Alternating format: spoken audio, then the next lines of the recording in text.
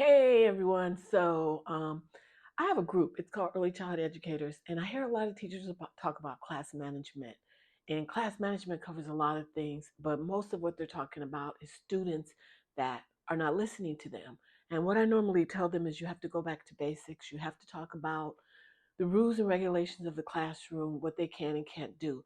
But the most important thing that I see teachers do that you shouldn't be doing is telling kids, if you don't do this, you're going to do that. You can't um, threaten them and then not follow through. And they always like to do it during party time. Well, you're not going to get a cupcake if you don't do that. You can't withhold food from kids. You just can't. You can't. It's not the right thing to do. It's not nice. It's not kind. Um, so in that case, I would say don't follow through.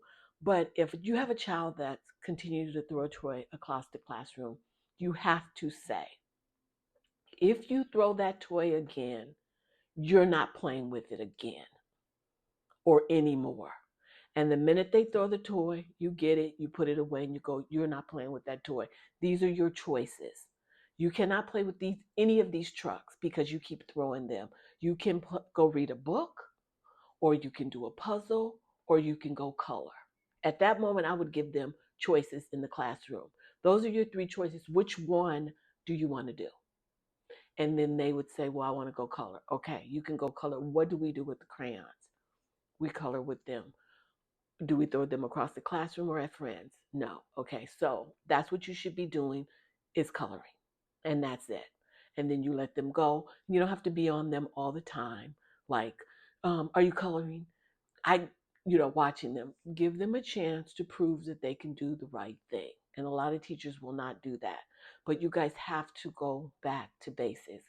You have to start your classroom over, especially if you're coming in a classroom that's already wild. You have to start over. But also know that there's some kids in your classroom that's not going to go by just regular rules and regulations. They need extra help. They need someone, a psychologist, that can help them go sift through, I guess you would say, their feelings to help them learn how to manage them. And that goes along with the psychologist and the parent, not just you. So stop taking on all of these challenging behaviors and trying to fix them all yourself because you can't. You're just burning yourself out. Believe me, I know from experience. I've done it. I didn't have the parents involved. They would listen to me as long as they were at school. When they went home, they did whatever they want. Some of that behavior they brought back to school. We had to fix it again, so on and so on and so on. So I would say that would challenge your behavior. What I have done in my classroom is I've had classes that was like just and not listening. So I said, everybody, just stop. Just stop. You sit there, you sit there, you sit there, you sit there, you sit there, you sit there. And I had them all around the classroom. And once I set them down in individual, I let the classroom just be messed up from the centers that they were working in. And I sat and they were sitting in different spots away from each other. So they had no one to touch or hit or anything. And then we talked. And I said, this is what we're going to do. Since you guys are not following the rules and regulations, you're throwing toys, you're screaming, you're putting your hands on others. We're going to talk.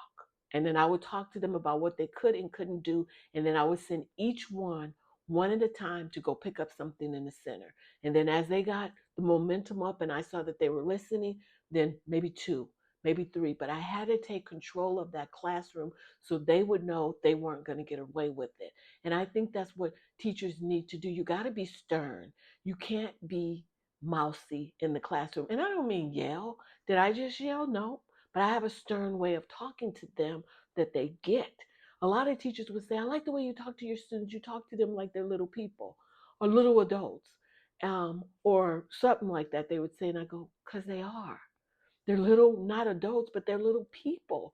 They understand what you're saying, and they understand more than what you think they do. And I'm talking from a preschool level. I've worked with twos, threes, and fours. Most of the time, I had the problems when it got to threes and fours. I didn't work in pre-K. I didn't work with toddlers and infants that often. And when I did, I didn't really have the problems that I had in preschool. But you have to be stern with them. And a lot of people, they don't say, some schools like, you can't say no, and you can't do this, and you can't do that. And it's hard. It's hard to run a classroom when you have people who say that. And sometimes I do have to say no. you're not going to run out that gate. Or no, you're not going to eat that crayon. Not, we're not going to eat the crayon today. No, you're not going to ever eat it. No. So that's kind of how I do things in my classroom. I have all kind of other things that I use, but that's one of the things I did when I was a very new teacher, is that I had to take control of the classroom and I had to put them apart from each other so they would listen to me. So hopefully some of that information helps. Until next time, bye bye.